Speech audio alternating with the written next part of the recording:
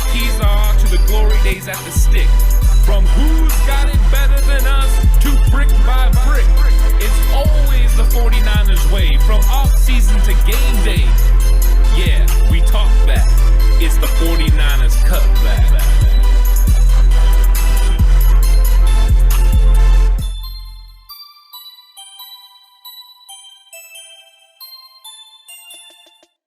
It's 49ers Cutback Podcast time, and the NFC West has went through a little bit of a makeover as far as they have expanded their receiving core. So now the big question is, how does the 49ers defense match up against the NFC West offenses? I don't know. Horst? Because you had your face open. I know. I was just waiting on pins and needles, So, I still think that if the 49ers pass rush comes back like it was in 2019, they're really going to give these teams trouble. It doesn't make it any easier on them. When you're one-dimensional, no matter which way you're one-dimensional, a really good defense can tee off on you and shut you down. Especially if the Niners get up a couple, 10, 14 on them. So you got Arizona's going to try and pass the ball 711 times a game. And accurate. Bosa and those guys are just going to tee up track stance and come after Kyler Murray. And yeah, Murray might make a play or two. He's a very good athlete. But eventually one of those guys is going to tee him up. And they're going to make big plays. Kyler Murray is not Aaron Rodgers. He's going to make a bad throw here and there. There's going to be opportunities for the 49ers to create turnovers. And I think that's what they're going to do. Over there in LA, if they're unable to run the ball, Matt Stafford's in trouble.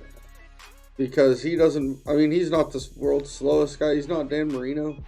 But he doesn't move very well. And if the Niners O-line gets on him, he also has the propensity to start throwing the ball all over the yard, as we've seen in Detroit. That's when he starts getting hit.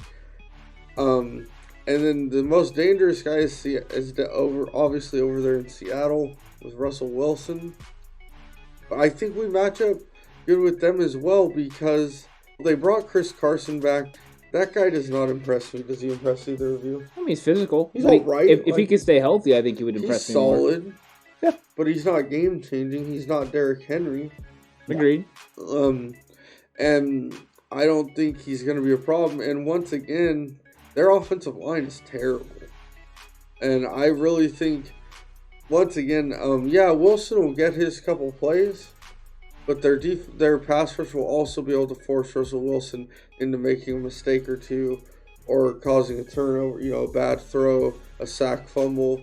So I think all these games, the Niners defense really has a huge advantage up front right now. That's being that they're healthy. And I really think that even if they're a little behind in the secondary, a great pass rush can mask that and still make a quarterback make a bad throw. So I really think they have a huge advantage right now. Now, I'm not saying that they're going to come out and just dominate all these teams. I'm just saying that how good they are up front really gives them an advantage to create turnovers. Turnovers create points. It can turn into wins. Well, that's fair. That's 100% fair. And at the end of the day, I think the thing that is the most damning for the rest of the NFC West is their O-line play. Look, the Niners had some difficulties last year, but they definitely made some adjustments. They made some changes. And guys who had bad years for the 49ers are improving. We see what's going on with McGlinchey. We see the pickups of Alex Mack and going after Jalen Moore and Aaron Banks in the draft. The 49ers are shoring up their depth. They're shoring up positions and making sure that they have pieces in place in case guys go down or things don't work out. That 49ers offensive line is probably the best in the NFC West. They're not going to be struggling as much against people's pass rushes as some of these other teams. Seahawks didn't address O-line.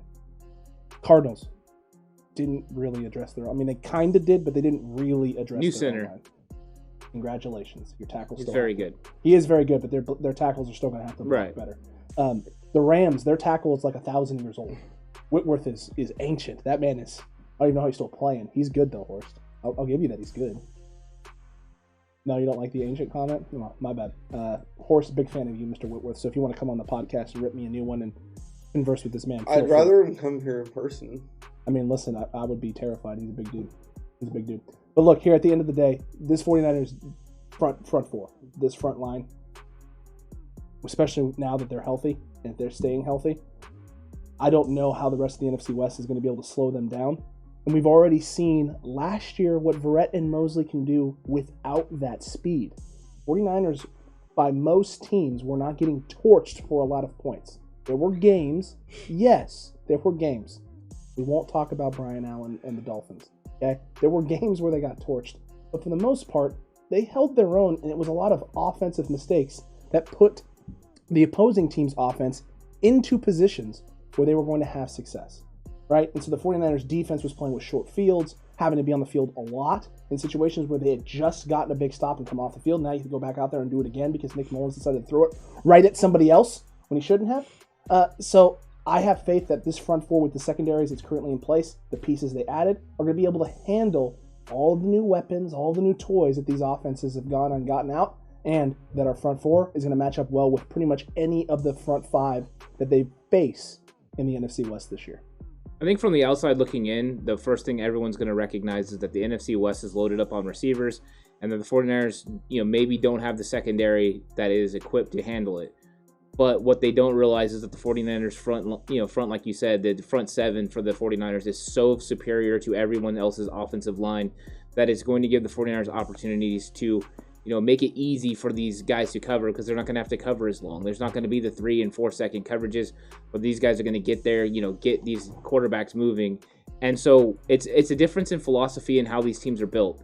They've definitely taken a look. These NFC West teams have taken a look at how, the 49ers run defense over the years, and they're trying to adjust to it. Also, the way that Pete Carroll runs defense in Seattle, and they've seen that, we can spread them out and we can cause problems for them. But the 49ers changed last year and ran man coverage and quarters and, a lot of different things and different cover 6, stuff like that they could really adjust and cause issues for these other teams. So it does come down to the pass rush. And the 49ers pass rush has the ability to be better than it's ever been before.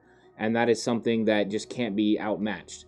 So the 49ers are equipped to handle these NFC West offenses, especially because they didn't do enough to improve their offensive lines, like you guys have said.